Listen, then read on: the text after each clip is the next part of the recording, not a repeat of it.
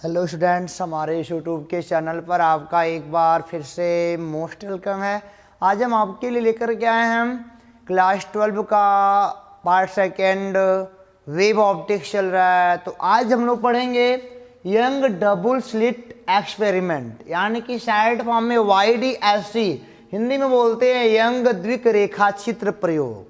तो आपको एक वार्निंग दे देते हैं पहले शुरुआत में, हिदायत जिसे कहते हैं, बढ़िया से हिदायत आपको दे देते हैं। अगर आपने इसके जस्ट वाला पिछला लेक्चर जो कि इंटरफेरेंस पे है, अगर वह नहीं पढ़ा है तो आपको यहाँ पे थोड़ी मोटी दिक्कतें होंगी, ज़्यादा नहीं, लेकिन उसको पढ़ के आओगे ना तो जैसा कि आप शुरू में देख चुके हो कि वीडियो लॉन्ग है, तो समझना पीछे वाला अगर चाहते हो तो बढ़िया से पीछे का लेक्चर देख के आ जाओ, और अगर नहीं तो यहाँ से भी काम चल जाएगा, कोई दिक्कत नहीं है। बस देखो, आज जितने भी मतलब कि इनसे संबंधित आपकी प्रॉब्लम्स हैं सब दूर हो जाएंगे, कोई बचेंगे नहीं, सबका आज खात्मा किया जाएगा। तो चलिए शुरू करते हैं आज की टॉपिक YDSC। इसका फुल फॉर्म होता है young double slit experiment, Hindi में बोलते हैं यंग द्विक रेखा चित्र प्रयोग। ठीक है, अच्छा चलिए इसके बारे में बताते हैं आपको। पहले फिगर तो देख रहे हो, सर ये क्या बनाया है तुमने, बहुत अच्छा कला बनाया है, वो तो हम शुरू से ही बनाते आए हैं, आज की क्या बात है, ठीक है ना। चलिए, अच्छा ये जानते हो ये सन 1801 की बात है। किसकी बात है? सन 1801 ईस्वी की बात है। एक साइंटिस्ट हुए यंग थॉमस, या थॉमस यंग बोलते हैं, इनका पूरा नाम क्या है? थॉमस यंग है।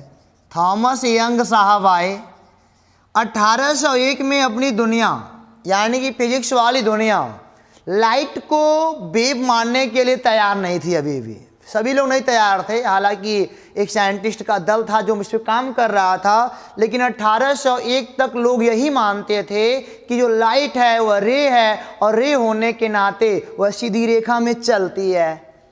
लेकिन अगर आपने इंटरफेरेंस को पढ़ के आए हो तो आपको पता चल गया होगा ना कि सर कहीं ना कहीं तो वेव का काम करती है। तो वही तो बात है, थॉमस यंग ने प्रूव यहां से किया कि लाइट रे नहीं भाई साहब, लाइट वेव है। लाइट क्या है? वेव है। कभी कभी लाइट रे के रूप में काम करते, कभी वेव के रूप में काम करते, तभी तो उसको कहा द्वैत प्रकृति की है, बहुरूपिया, दो प्रकार से काम करते, कभी कभी रे करती, कभी कभी वेव करती है। लेकिन 1801 ईस्वी तक लोग मानने को तैयार नहीं थे बेटा कि वेव है, सब मानते थे रे है। लेकिन यहाँ पे यह वाला जो एक्सपेरिमेंट है यह प्रूफ कर दिया कि लाइट वेव का भी काम करती है, लाइट वेव का भी काम करती है। अब देखो जरा इस फिगर को, देखो जरा, शुरुआत में जानते हो, शुरुआत में थॉमस यंग साहब ने लेके आया थॉमस डबल होल एक्सपेरिमेंट लेके आए थे। यहाँ पे शुरुआत में थॉमस साहब जो लाए थे उसका नाम था थॉमस डबल होल मॉडल लेके आए थे। और ध्यान से सुनो, सारी कहानी है और एक नंबर की इंटरेस्टेड कहानी है। चलो मान लिया हमारे पास, अब मैं थॉमस तो बन नहीं पाऊंगा, यंग जी तो मैं बन नहीं पाऊंगा, लेकिन उन्होंने जो बताया मैं बता रहा हूँ। जानते हो क्या किया? ऐसे थॉमस यंग साहब ने ऐसे 3 पेपर मान लो लिए, 3 पेपर लिए। आज ये अभी समझाते हैं, बट थॉमस साहब का देखो, थॉमस साहब का यही है। लेकिन थॉमस साहब शुरुआत में क्या कर रहे थे वो देखो, एक प्लेट लिया, यहाँ पे एक चद्दर लिया, यहाँ पे बहुत पतला होल किया, बहुत पतला होल किया, यहाँ से रे गुजारी। यहाँ से क्या, शुरुआत में जब थॉमस साहब ने किया था तो वह सन वाले रे पे किया था, सन रे पे किया था, यानी कि कह सकते हो वाइट लाइट पे किया था, यानी कि सन रे कहते हैं उसको, सन रे पे किया था, एक रे गुजारी। और यहाँ से एक रे गुजारी, अगले वाले में प्लेट में 2 होल मारे। कितने होल मारे? 2 होल, 2 छेद मारे, ठीक है ना। अब बहुत तो छेद नज़दीक नज़दीक थे। यहाँ से किरण कहाँ गई? यहाँ पे गई, या लाइट यहाँ से यहाँ गई। फिर अगले वाले प्लेट को ऐसे रखा तो यहाँ देख रहे हैं कई सारे, कहीं उजाले कहीं काले, कहीं उजाले कहीं काले। समझना, मैं तो यहाँ पे 3 चीज़ ले नहीं पा रहा हूँ। पहले यहाँ से एक रे गुजारी थॉमस साहब ने, उसे क्या नाम दिया गया था? थॉमस डबल होल मॉडल कहा गया था। इसमें एक छेद किया, लाइट गुजारी, चलो अच्छा। फिर इसमें 2 छेद किया, उस मतलब जो पहला वाला निकल चुका, इसमें आके लगा। इसके बाद जो बड़े वाले प्लेट में पीछे देखा गया तो कहीं पे बेटा डार्क था, कहीं पे ब्राइट था, नहीं कहीं पे चमक रहा था, कहीं पे अंधेरा था, कहीं पे चमक रहा था, कहीं पे अंधेरा था। एक के होल दुई होल में उनके पास कितना होना चाहिए? दो ही तो ब्राइट होना चाहिए। अरे भाई यहाँ पे 2 होल था, यहाँ से 2 होल जब था तो यहाँ पे जो रे गई होती 2 होल वहाँ बनाती, 2 जगह ब्राइट करती अगले वाले पेज पे। अगले वाले पेज पे कितना ब्राइट करती? 2 जगह ब्राइट करती, लेकिन कई जगह ब्राइट कर दिया, और कई जगह ब्राइट और कई जगह डार्क कर दिया, यानी कई जगह उजाला हो गया, कई जगह अंधेरा हो गया। इसका मतलब क्या? जब रे के फॉर्म में चलती 2 जगह मतलब बेटा 2 छेद था, 2 उजाले हमको दिखते बिंदी के रूप में, लेकिन वो नहीं हुआ, कुछ और हुआ गया। तो यंग साहब का प्रयोग समझ में आया ना? कुछ और हो गया। अगर रे होती तो अगर 2 होल से लाइट गुजरता तो यहाँ पे केवल 2 ही ब्राइट बनता, लेकिन वहाँ पे कई सारे ब्राइट बने, कई सारे डार्क बने, थोड़े उल्टे पुल्टे बने। तो यहाँ से इसको देखो, ये थॉमस साहब के ज़माने में थॉमस डबल होल मॉडल कहा जाता था। आज इसको हम स्लिट कहते हैं, young double slit experiment. Slit क्या होता है? वही पेपर रहेंगे, वही कार्डबोर्ड रहेंगे, वहाँ पे पतली पतली पट्टियाँ काटी जाएंगी, पतली पतली पट्टी, इसी को स्लिट कहा जाता है, स्लिट। ये होल पे होल भी समझ में आपको आ गया होगा ना, अब स्लिट से और बढ़िया समझ में आएगा। आज जो सभी लोग मानने को तैयार है लाइट वेव भी है, तो उसको पढ़ते हैं। थॉमस साहब का प्रयोग मतलब बढ़िया से एक्सपेरिमेंट इसमें हुआ। अब मैं देखो, मान लो यहाँ से एक मोनोक्रोमेटिक लाइट है, यहाँ पे सन रे नहीं है, यहाँ पे मोनोक्रोमेटिक माने क्या होता है? क्रोमेटिक माने होता है कलर। क्या होता है? कलर।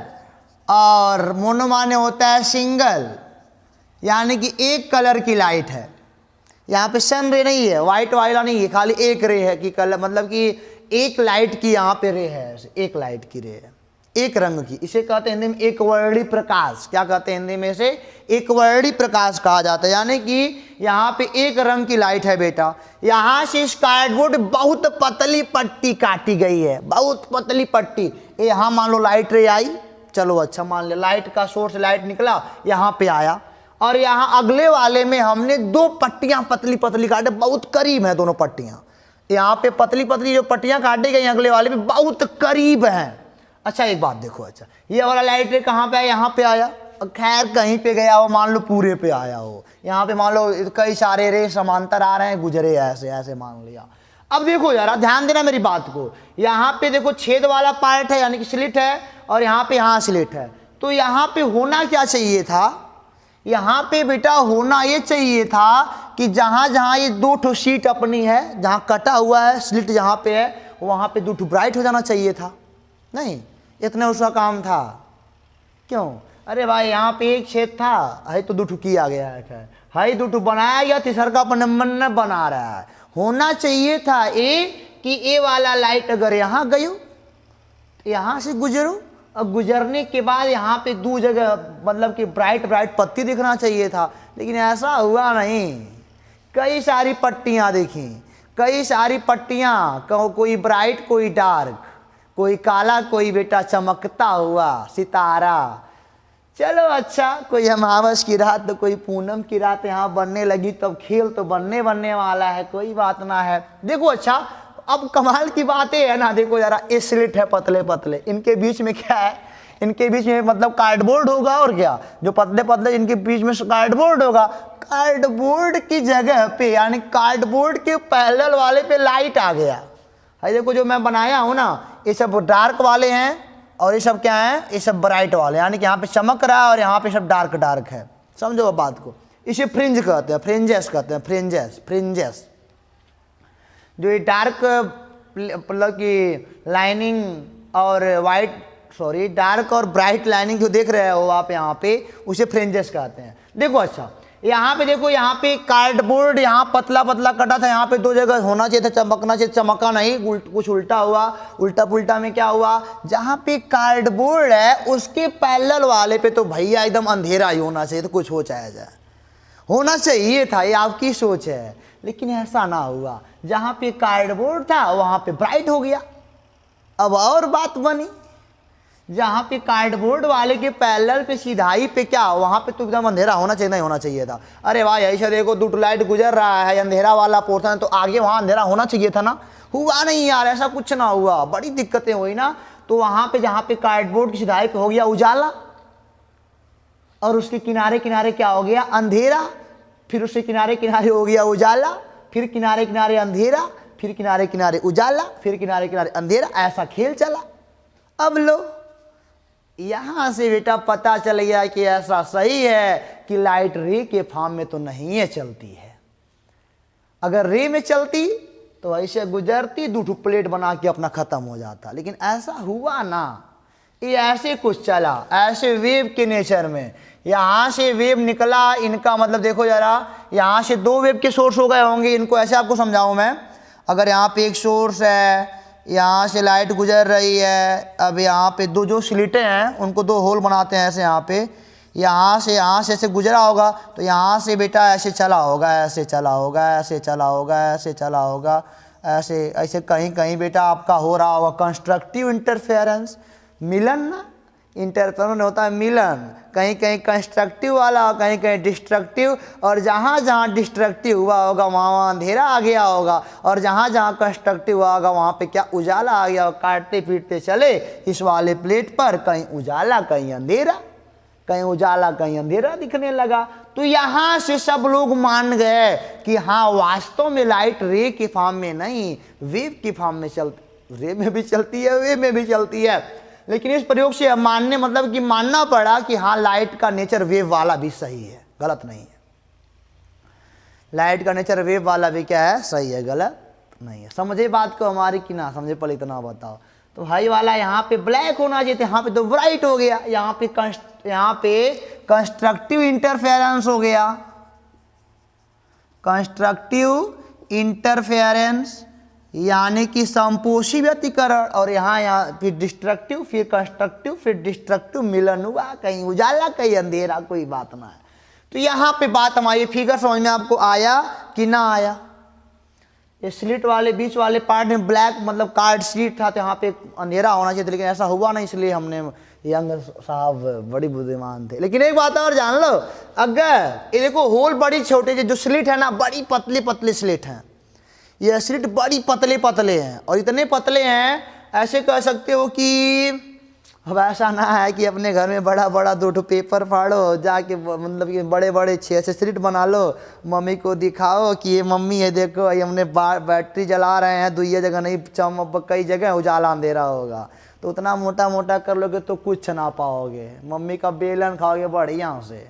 अरे उतना पतला, इतना पतला है ना, इतना पतला है ये इसकी अगर पतलाई की बात की जाए तो लाइट के वेव लेंथ के लगभग बराबर, लाइट जो भी यहाँ पे प्रकाश आया होगा, चाहे रेड वाला चाहे कोई भी वाला, उसके वेवलेंथ के लगभग बराबर। बहुत पतला है, बहुत पतला होता है, समझे। नहीं तो ऐसा चला कि पता फाड़ के एक्सपेरिमेंट कर रहे हो तो उधर बेलन खा गए तो दिक्कत होगी भाई, जान लो, इतना फालतू काम नहीं, फालतू काम नहीं। अच्छा ये बात समझ में आपको आ गई, बहुत पतले पतले होंगे तब ये काम बनेगा। ये पतले पतले जब होंगे बहुत, अब इनके बीच की दूरी बहुत कम है, ऐसी बात है ना कि बहुत ज़्यादा है, दोनों स्लिट के बीच की दूरी बहुत कम है, यह भी जान लो, ठीक है ना। तो ऐसा देखा गया, तो तब से मान लिया गया कि हाँ यंग साहब बहुत टफ बात हमसे कर रहे थे, YDSC में हमको पता चल गया कि हाँ सही में कि लाइट क्या है, वेव भी है। अच्छा एक बात और, लाइट रे के फॉर्म में चलती है, लाइट रे के फॉर्म में चलती है जब आपके यंत्र बड़े हों, जब यंत्र आपके क्या हों, बड़े हों, तो लाइट रे के फॉर्म में चलती है, नोट करिएगा।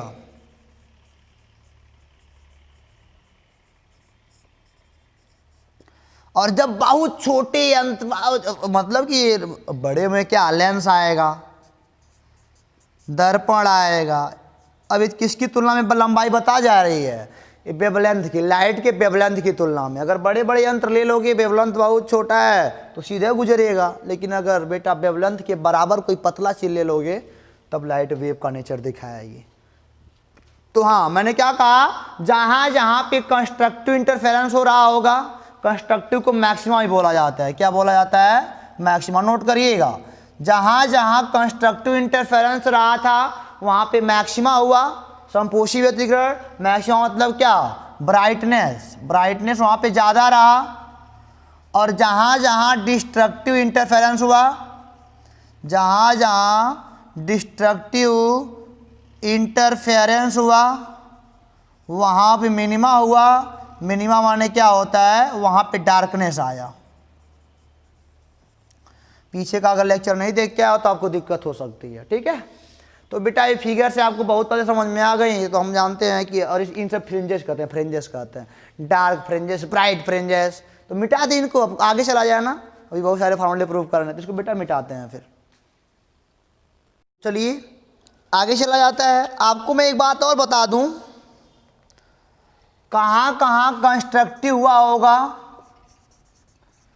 कहाँ कहाँ कंस्ट्रक्टिव इंटरफेरेंस हुआ होगा और कहाँ कहाँ डिस्ट्रक्टिव इंटरफेरेंस हुआ होगा। नहीं, ये सब जानना आपको ज़रूरी है ना। अच्छा, पीछे वाला लेक्चर अगर देख के आए हो तो जानना है, क्या सब जानते हो तुम लोग। जहाँ जहाँ पाथ डिफरेंस, एक बात सुन लो, कंस्ट्रक्टिव इंटरफेरेंस मैंने बोला ना, मैंने मिनिमा भी बोलते हैं इसको, हम लोग बोलते हैं मिनिमा, यानी कि उच्चिष्ट होता है। कंस्ट्रक्टिव इंटरफेरेंस जहाँ जहाँ हुआ होगा वहाँ वहाँ हमको क्या मिला होगा, ब्राइटनेस ज़्यादा मिला होगा, या फिर इसको बोलते हैं ब्राइट स्पॉट। ब्राइट वहाँ पे स्पॉट मिला होगा, और ब्राइट स्पॉट को हम लोग क्या बोलते हैं, ऐसे कि दीप्त फ्रिंजेस बोलते हैं, यानी कि दीप्त फ्रिंजे। दीप्त माने प्रकाशित फ्रिंजे हो गई, नहीं हिंदी में बोलते हैं इसको बेटा। अभी बताते हैं इसको। डिस्ट्रक्टिव माने, सॉरी ये मैक्सिमा है, सॉरी मैक्सिमा है ये, मैक्सिमा। और यहाँ पे डिस्ट्रक्टिव में हमको क्या इसको बोला जाता है, मिनिमा बोलते हैं। क्या बोलते हैं इसको, मिनिमा। माने यहाँ पे बोल सकते हो डार्कनेस आया होगा उस प्लेट पे, आया आपको याद है ना कार्डबोर्ड पे, यहाँ पे डार्कनेस आया होगा। डार्कनेस माने होता है डार्क स्पॉट वहाँ पे मिला होगा, और डार्क स्पॉट माने क्या होता है, अदीप्त फ्रिंजें वहाँ पे हमको मिली होएंगी। यहाँ तक बात समझ में आपको आई ना। चलिए अच्छा, ये कहाँ कहाँ हुआ होगा, जहाँ जहाँ पाथ डिफरेंस, ध्यान देना कंस्ट्रक्टिव कहाँ कहाँ पे होता है, जहाँ जहाँ पाथ डिफरेंस 0 का रहा होगा, लैम्डा का रहा होगा, 2 लैम्डा का रहा होगा, 3 लैम्डा का रहा होगा, 4 लैम्डा डॉट डॉट डॉट, यानी कि बेटा डेल्टा एक्स बराबर क्या, n लैम्डा। जहाँ जहाँ रहा होगा वहाँ वहाँ कंस्ट्रक्टिव इंटरफेरेंस रहा होगा, यानी कि यहाँ पे बोलोगे n बराबर 0, 1, 2, 3 से अनंत तक जाएगा। और यहाँ पे क्या रहा होगा, यहाँ का डिस्ट्रक्टिव के लिए पाथ डिफरेंस होता क्या है, तो अगर मैं बताऊं आपको डिस्ट्रक्टिव के लिए पाथ डिफरेंस, तो आप पढ़े हो λ/2 होता है, 3 λ/2, यानी कि λ/2 का विषम गुणज 4 5 होगा ना। आगे 7 λ/2 डॉट डॉट डॉट, तो डेल्टा एक्स यहाँ पे कितना रहा होगा, 2n-1 λ/2 ए होता है ना। यहाँ पे जहाँ पे n बराबर है 1, 2, 3 से शुरू होता है ना, 0 से नहीं होता है यहाँ पे। तो अगर इतना का पाथ डिफरेंस रहा होगा तो वहाँ पे डिस्ट्रक्टिव इंटरफेरेंस हुआ होगा, वहाँ पे मिनिमा आया होगा, या फिर डार्कनेस आया होगा, वहाँ पे डार्क स्पॉट बना, अदीप्त फ्रिंजें बने होंगी, ऐसे कुछ कहा जाता है। तो यहाँ तक बात समझ में आई। अगर ये आपको बेटा लर्न है तो भाई देखो तमाशा बढ़िया तुमको दिखाते हैं पिक्चर के जैसा।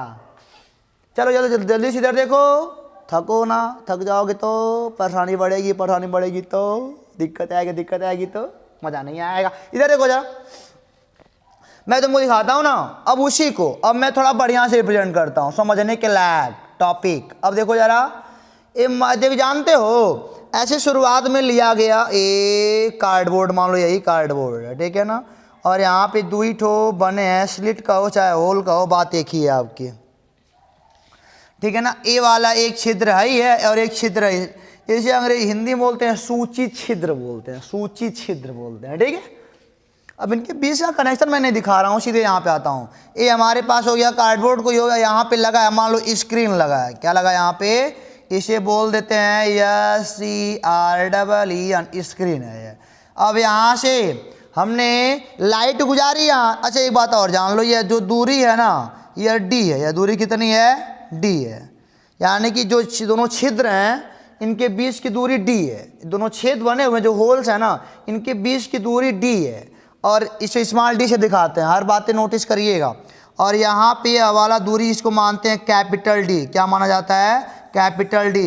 एजम्पशन पे काम करता है, सारी बातें एजम्पशन पे काम करती हैं। अपने मन मुताबिक लो लोगे तो कुछ ना पाओगे, सब एजम्पशन पे माना गया। यहाँ पे क्या माना गया कि जो डी है, अभी मैं इनको हटाता हूँ, ए इनका कोई काम नहीं है ना। यहाँ पे माना गया जो डी है वो very very very very less than capital D, बहुत छोटा है, बहुत छोटा है, बहुत छोटा है। और जो होल्स है ना, ये जो होल्स हैं, और यहाँ पे जो होल्स हैं वो जहाँ पे जो लाइट गुजारोगे उसके वेवलेंथ के लगभग बराबर, ऐसे कह सकते हो 10⁻⁻7 मीटर, लगभग 10⁻, सोचो 10⁻⁷ मीटर, सर जी कितना छोटा होगा। 1 मीटर का इतना भाग करोगे तो वही बिंदु मिलेगा, बड़ी दिक्कत है जी। अच्छा ये बात देखो, जो ये डी है ना, ये अक्सर तुम्हारे किताब के सवालों में mm में होता है। जो डी होता है किताब के सवालों में mm में होता है, 1 mm, 0.5 mm ऐसे कुछ मिलेगा आपको। और एक बात और जान लो कि इस क्षेत्र की तुलना में यह बहुत बड़ा है। इस क्षेत्र की तुलना में अगर मैं बोलूं कि होल जो है ना वो बहुत बहुत बहुत छोटा है इसे डी से। एम कहाँ इसमें बहुत पीछे चल रहा है ना, लगभग बेटा 10⁵ गुना बड़ा माना जाता है उसको। हो जाएगा, करके देख लो। थोड़ा स्क्रीन सीधा बनाते हैं, देखो जरा। हाँ चलिए, अब यहाँ से गुजारते एक मोनोक्रोमेटिक लाइट। क्या गुजारते हैं? Monochromatic light. लाइट गुजारा, एक मतलब खास केस चल रहा है, ऐसे कह सकते हो सर केस फर्स्ट चल रहा है, ऐसे कह सकते हो।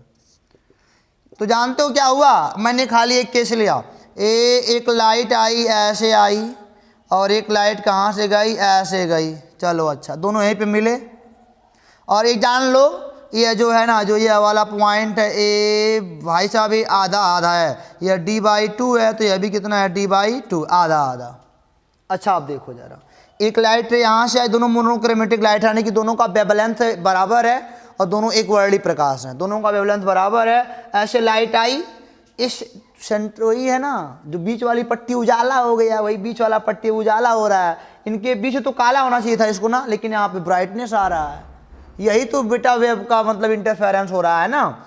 इंटरफेरेंस होने हुए मिले मिले कटे जुड़े, तो यहाँ पे बहुत ज़्यादा ब्राइटनेस हमको स्पॉट मिला। इसे क्या बोलते हैं? दीप्त फ्रिंज बोलते हैं। जो फ्रिंज है दीप्त फ्रिंज। अच्छा एक बात देखो, यहाँ पे दीप्त, इसे बोलते हैं सेंट्रल स्पॉट। क्या बोलते हैं इसको हम लोग? इसका नाम पड़ गया सेंट्रल स्पॉट, नाम पड़ गया। या बोल सकते हो central fringe, central bright fringe, bright FRINGE। या फिर इसे हिंदी में क्या बोलते हो, मतलब कि सेंट्रल मीन्स कह सकते हो केंद्रीय प्रकाशिक फ्रिंज, केंद्रीय प्रकाशिक या दीप्त फ्रिंज, केंद्रीय दीप्त फ्रिंज हिंदी में कहते हैं, केंद्रीय दीप्त फ्रिंज। हाँ अच्छा, जानते हो ऐसा क्यों हुआ होगा? ऐसा आप देखो जरा, है मान लो S1 लाइट का सोर्स है और है क्या S2 लाइट का सोर्स है, मान लो पॉइंट P है। अब जरा देखो जरा पाथ डिफरेंस देखो इनका, पाथ, दो लाइट आए सेम वेवलेंथ के, सेम नेचर के आए। अब इनका मैंने पूछा बताओ पाथ डिफरेंस क्या होगा? पाथ डिफरेंस, पाथ डिफरेंस जब जानते हो भाई 0 होगा तब ना ब्राइट स्पॉट बनाएगा। देखो लिखा है बढ़िया से पाथ डिफरेंस। देखो जरा, अब एक बात हमको बताओ, अगर ये सेंटर पे बैठा है, ये इनके आधे पे जाके मिला हुआ है, तो S1P बराबर S2P होगा कि नहीं होगा? तो बोलोगे पाथ डिफरेंस, देखो इनका पाथ माइनस इनका पाथ, चाहे तुम S1P करो चाहे -S2P करो, चाहे S2P और S1P 0 आएगा। पाथ डिफरेंस 0 आ गया, अरे पाथ डिफरेंस 0 आ गया ना, तो यहाँ पे क्या बनेगा? Bright, bright fringe. इसीलिए पहले लिख दिया मैंने, हालांकि पाथ डिफरेंस 0 आया तो क्या बनेगा यहाँ पे? ब्राइट फ्रिंज बनेगा। एक नंबर, इसे बोलते हैं सेंट्रल स्पॉट है, सेंट्रल ब्राइट फ्रिंज। इसको पता होना चाहिए आपको कि सेंट्रल पे जो बनता है फ्रिंज ना, वो दीप्त फ्रिंज बनता है, ब्राइट फ्रिंज बनता है। केस पहला यही था। सेंट्रल का समझ में आया ना? हमारे पास दो लाइट के सोर्स थे, दो लाइट के सोर्स थे, दोनों से मैंने क्या करी? लाइट गुजारी सेम वेवलेंथ की, ऐसे लाइट गुजारी, ऐसे यहाँ पे आके मिला। हालांकि यहाँ पे बहुत सारे पैटर्न बने हैं, लेकिन मैं खाली बीच वाला ले आऊँ, खाली बीच वाला। जैसे मैंने बताया ना कि जहाँ पे कार्डबोर्ड था वहाँ पे मतलब काला होना चाहिए, लेकिन वहाँ पे उजाला हो गया, तो वही हाल है, जहाँ पे काला वहाँ पे उजाला हो गया, जहाँ पे काला होना चाहिए था मेरे हिसाब से वहाँ पे उजाला हो गया। ये देखो, ये क्या है? ब्राइट फ्रिंज बोलते हैं जी। तो अगर आपको ये बात समझ में आ गई तो कहो तो आगे चला जाए। अब इसे क्या बोलते हैं? इसे सेंट्रल मैक्सिमा बोला जाता है, सेंट्रल मैक्सिमा, सेंट्रल मैक्सिमा। अब केस सेकंड लिया जाए, कहाँ कहाँ ब्राइट फ्रिंज बने, कहाँ कहाँ डार्क बनेगा, तो समझ में आया ना। कोई दिक्कत, जब पांच डिफरेंशिएट तो वहाँ पे ब्राइट फ्रिंज बनेगा। अरे वाह सर जी, कितना मजा आ रहा है। इसको मिटाते हैं। तो चलिए बच्चों आगे देखते हैं। अगली रीडिंग अपनी है, location of particular bright and dark fringes in YDSC, यानी कि यंग डबल स्लिट एक्सपेरिमेंट में मतलब कि पार्टिकुलर लोकेशन क्या होगा, ब्राइट फ्रिंज कब मिलेगा, डार्क फ्रिंज कब मिलेगा, वो भी सेंट्रल स्पॉट से। यानी कि जो आपका केंद्रीय दीप्त फ्रिंज होता है उस मतलब पूछा जाएगा कि मतलब कि कितने मतलब कि अगला मतलब कि सेंट्रल के ऊपर अगला डार्क वाला फ्रिंज कब मिलेगा, दूसरा वाला पूछ दिया। सेंट्रल के ऊपर दूसरा वाला डार्क फ्रिंज कब मिलेगा, सेंट्रल के ऊपर पांचवा वाला ब्राइट फ्रिंज कब मिलेगा, ऐसे कुछ सूत्र प्रूव करना है हमको ना। तो यही सब है कि location of particular bright and dark fringes in YDSC। बढ़िया से देखना, कुछ है नहीं, बहुत ही आसान, इतना आसान कि कितना बताएं आसान। ये देखो मान लिया वही है, एक ऐसे लिया कार्डबोर्ड लिया, मान लिया यह सोर्स 1 है और यह क्या है, सोर्स 2 है, और यहाँ से कोई एक वर्ड यानी कि मोनोक्रोमेटिक लाइट सोर्स, मोनोक्रोमेटिक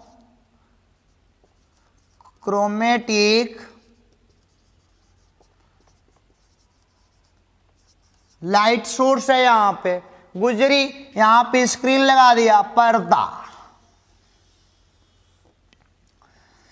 यहाँ पे क्या लगाया, स्क्रीन लगाया, ठीक है। और इनके बीच की दूरी d मान ली गई है, d, ये वाली दूरी d है और ये वाली दूरी कैपिटल D। आपको जानते हो, हमारे एजम्पशन जानते हो ना, एजम्पशन क्या है कि d बहुत बहुत छोटा है d से, d वाला कहीं mm में होता है और ये कहीं मीटर में होता है, ठीक है ना। तो ये बातें आप ध्यान दीजिएगा थोड़ा मोड़ा। चलिए अच्छा, चलो माना ये लाइट ऐसे गुजरा चुकी हो। एक बात और जान लो, ये होल जो है ना लगभग जान जाओ कि लाइट के वेवलेंथ के बराबर है। रेड वाले कितना होता है, लगभग 7000 तक होता है, 10 पे घाते ऐसे मान जाओ कि माइनस एंगस्ट्रॉम में भी होता है ना, लगभग 10 पे घाते माइनस छिद्र जो है ना, ये छिद्र का जो होल जो है ये लगभग 10 पे घाते माइनस 7 मीटर कह सकते हो। बहुत छोटा होल होता है वो बेटा, और लगभग लाइट के वेवलेंथ के बराबर। और जो डी होता है इस होल की तुलना में बड़ा होता है, काफी बड़ा कह सकते हो, डी mm में है ना। चलो मान लिया ए वाला तो इनका सेंट्रल स्पॉट है, इस पे हमने बात कर लिया है कि यहाँ पे पाथ डिफरेंस, जहाँ पे पाथ डिफरेंस 0 हो, लैम्डा हो, 2 लैम्डा हो, 3 लैम्डा हो, 4 लैम्डा हो, वहाँ पे कंस्ट्रक्टिव इंटरफेरेंस होता है, ब्राइटनेस आती है, यानी कि कह सकते हो सेंट्रल ब्राइटनेस है, सी भी कह सकते हो सेंट्रल ब्राइटनेस, यानी कि सेंट्रल स्पॉट, यानी कि केंद्रीय दीप्त फ्रिंज कह सकते हो, ठीक है। चलो मान लिया यहाँ से एक लाइट रे मतलब कि ऐसे आई, ए वाला मान लो ऐसे आया और ये वाला मान लो ऐसे गया, यह पॉइंट P है, सूत्र प्रूव करने आ रहा है ना। मान लिया सेंट्रल स्पॉट से y दूरी पर, मान लिया सेंट्रल स्पॉट से, ध्यान देना मैं इतना लाइन से बता रहा हूं कि आपको इसमें कहीं दिक्कत होने वाली नहीं है। मान लिया सेंट्रल स्पॉट से y दूरी पर एक पॉइंट P है, ये आप लिखना, आपका काम है। मान लिया सेंट्रल स्पॉट से या सेंट्रल ब्राइटनेस से y दूरी पर जो पॉइंट P है उस पे अगला अपना ब्राइटनेस है, दीप्त फ्रिंज माना गया, ये वाला दीप्त फ्रिंज माना गया है, ये ब्राइटनेस है, यहाँ पे ऐसा माना गया है, यहाँ पे क्या है ब्राइटनेस है। और आप ये जान लो ये वाला भी ऐसे मिलेगा ना, ऐसे, इसको मान लो थीटा है, ये क्या है S1 S2, ये वाला पॉइंट मान लो C है और ये वाला पॉइंट कितना है P है, बीच की दूरी D है, सेंट्रल स्पॉट यहाँ पे बना है, पहला वाला फ्रिंज मैंने मान लिया है कि y दूरी पर है। चलिए अच्छा,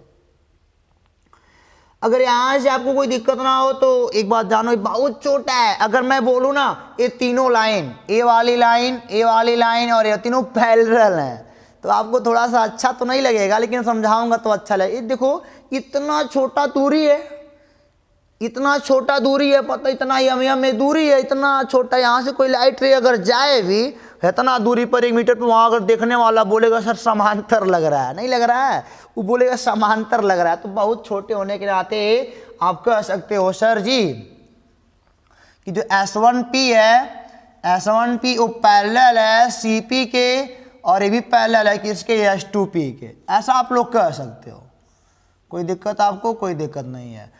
तो ऐसा जैसे हम कहते हैं कि तीनों अगर समांतर हैं, अगर तीनों समांतर लग रही हैं छोटे से दूरी के लिए, तो मान लो ये ऐसे ऐसे गुजारेगा, ऐसे गुजारेगा। अगर तीनों समांतर है, सपोज करो तीनों समांतर ऐसे दिखने लगी, तो अगर ए वाला पैरेलल, ए वाला भी आपस में पैरेलल, तो अगर ये कोण थीटा तो यह कोण कितना होगा थीटा।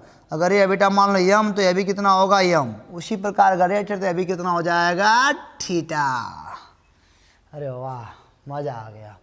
हाँ, और एक बात और ध्यान दीजिएगा, मैंने माना है ऐसा कि सेंट्रल स्पॉट से, सेंट्रल ब्राइटनेस से ये वाला ब्राइटनेस है, पहला ब्राइटनेस है, फर्स्ट ब्राइटनेस है, ऐसा माना गया। ठीक है, कि पहले ब्राइटनेस है वाई दूरी पर। पाथ डिफरेंस 0 हो चुका है, सेंट्रल स्पॉट मिल गया, मतलब ब्राइटनेस मिल गया। कब? जब पाथ डिफरेंस 0 था तब। चलिए, अच्छा, आराम से, कोई दिक्कत नहीं है, कोई दिक्कत नहीं, आराम से चलते चलिए, आराम से जितना आएगा उतना सब समझ में आएगा। अच्छा, एक बात मैं करता हूं आपसे। मान लिया मैंने कहा S1 से इस वाले पर एक लंब गिराया, ऐसे ए मान लो लंब गिराया, इसे आप कहानी में लिखिएगा आपने। यहाँ पे लंब गिराया ऐसे, इसका नाम मैंने दे दिया, मान लो ए दे दिया नाम इसका, एक लंब गिराया। अब क्या कह सकते हो कि S1P और AP आपस में बराबर हो गए, लगभग कह सकते हो नहीं कि S1P लगभग बराबर हो गए AP के। तो अच्छा बताओ, अब दोनों में डिफरेंस कितना है? इस वाले वेव में यहाँ से यहाँ पाथ डिफरेंस कितना हो बताओ? वही पाथ डिफरेंस निकलेगा तभी समझ में आएगा कुछ भी। अगर मैं बोलूँ कि पाथ डिफरेंस अब कितना रह गया, तो पाथ डिफरेंस सर जी कह सकते हो तुम बेटा यहाँ पे कि सर यही वाला तो पाथ डिफरेंस हुआ ना, इतना तो बराबर हो गया। इन दोनों में पाथ डिफरेंस इतने का था, वो इसी को मान लिया डेल्टा एक्स। क्या मान लिया इसी को? डेल्टा एक्स, यानी कि S1A, यही हुआ हमारा पाथ डिफरेंस। अच्छा, एक बात देखो जरा, यह 90 है, यह थीटा है, यह पूरा का पूरा 90 है। 90 थीटा निकाल दोगे तो यहाँ पे कितना आएगा? 90 माइनस थीटा आएगा, आएगा ना। अभी हवाला देखो, इस त्रिभुज में यह भी एक मतलब कि राइट एंगल का ट्रायंगल है। अगर यह 90 है, 90 माइनस तही वाला कितना हो जाएगा? थीटा हो जाएगा जी। हुआ कि ना हुआ? अरे सर एकदम हो गया। तो बोलेंगे हम कि ट्रायंगल S1 S2 में angle A equal to 90 degree. तो हम बोले कि sine theta is equal to लंब यानी कि परपेंडिकुलर अपॉन हाइपोटेन्यूज, तो कितना हो जाएगा? परपेंडिकुलर हो गया आपका पाथ डिफरेंस डेल्टा एक्स, और ये हाइपोटेन्यूज कितना हो गया आपका? डी हो गया।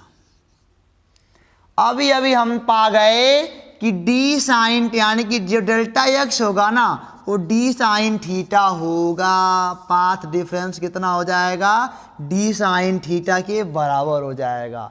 पाथ डिफरेंस निकालने आ गया ना, डी साइन थीटा के बराबर हो जाएगा। क्योंकि ये ब्राइटनेस पहला वाला ब्राइटनेस है सेंट्रल स्पॉट से, तो आप जानते हो जब delta X is equal to 0 comma lambda comma 2 lambda comma 3 lambda, तभी हमारे पास कंस्ट्रक्टिव इंटरफेरेंस मिलता है। क्या समझा? समझ गया ना? तो अच्छा, ये बात बताओ हमको जरा, 0 पे तो हो गया है पाथ डिफरेंस, 0 पे बात हमारी हो गई नहीं? हो गई है, हो गई है, सेंट्रल स्पॉट मिला था। अब ये अगला वाला लैम्डा पे मिलेगा, अगला लैम्डा पे मिलेगा, तो पाथ डिफरेंस कितना मान लिया हमने? लैम्डा बराबर डी साइन थीटा। तो हमने क्या बोला कि सब फार्मूले ही बन रहे हैं, साइन थीटा बराबर लैम्डा बाई डी भी कह सकते हो, यह भी सही है। यह लैम्डा बराबर डी साइन थीटा कहो, चाहे साइन थीटा बराबर लैम्डा बाई डी कहो, और चाहे डी बराबर लैम्डा बटे साइन थीटा कहो, तुम्हारी मर्जी है क्या करना हमको।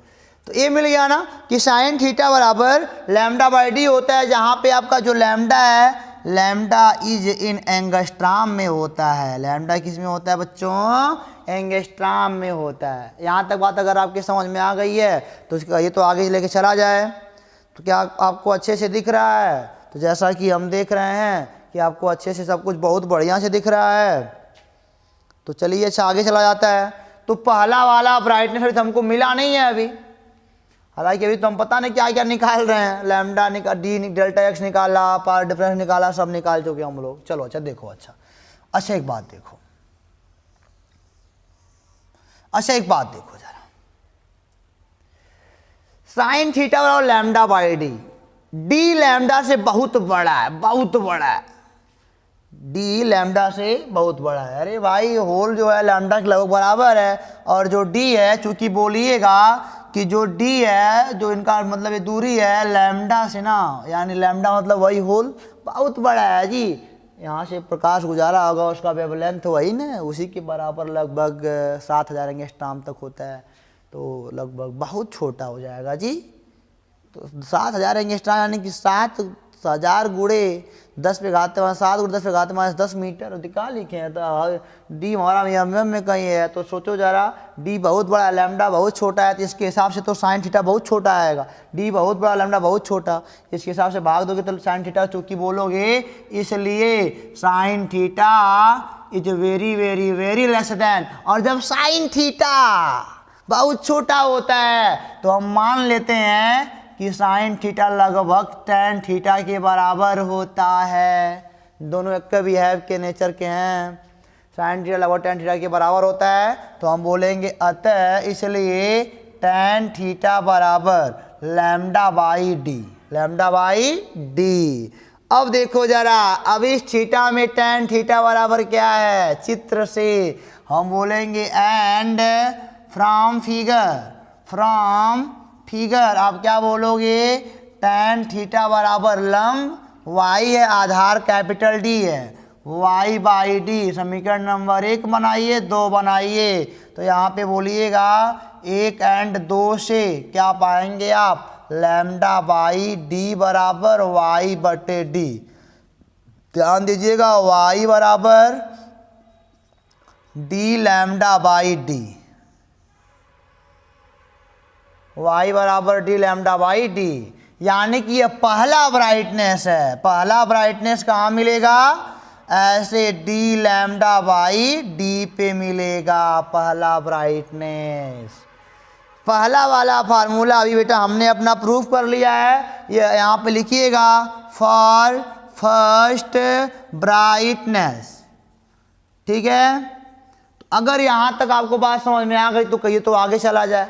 समझ में आया कि नहीं आया, इन तीनों को लगभग मैंने क्या कुछ है ही ना। पहला वाला मैंने माना कि सेंट्रल ब्राइटनेस से पहला वाला वाई दूरी पे मिलेगा, चलो मान लिया वाई पे मिलेगा, तो हमने कहा तीनों लगभग पैरेलल, एक थीटा तभी थीटा हो गया, परपेंडिकुलर गिराया, दोनों को बराबर क्या देखा, पाथ डिफरेंस डेल्टा एक्स आ रहा है, और डेल्टा एक्स जब आ रहा है तो हमने बोला कि साइन थीटा उल्टा निकाला, अपना जो भी था, सारी दूरियाँ आपको पता है। बाकी साइन थीटा बहुत छोटा देख रहा हूँ, बहुत छोटा है, तो लगभग tan थीटा के बराबर होगा। दोनों जीरो की ओर भागते हैं, थीटा जब कम होता है तो लोग बराबर मान लेते हैं, तो tan थीटा बराबर lambda by D, from figure से tan थीटा बराबर वाई बाई, ये कैपिटल डी हो गया, ये वाला आधार वाला, तो हमने दोनों को मिलाया तो हमने पा गया पहला वाला ब्राइटनेस जो मिलेगा वाई लैम्डा बाई डी होगा, जहाँ पे लैम्डा क्या है आपका, लैम्डा है पाथ डिफरेंस लैम्डा का, पहला वाला जीरो पे था तो यहाँ पे मिला था, अगला पाथ डिफरेंस लैम्डा का था तो यहाँ मिला, माना गया। तो बेटा अगर आपको दिक्कत यहाँ तक नहीं है तो इसको मिटाते आगे चलते हैं, कोई दिक्कत आपको, कोई दिक्कत नहीं। हालांकि ये सब आपको पता होना चाहिए कि डेल्टा एक्स बराबर डी साइन थीटा, जहाँ पे डी एम है, मतलब 6 होल्स के बीच की दूरी है, ठीक है। इसको मिटाते फिर आगे चलते हैं बेटा।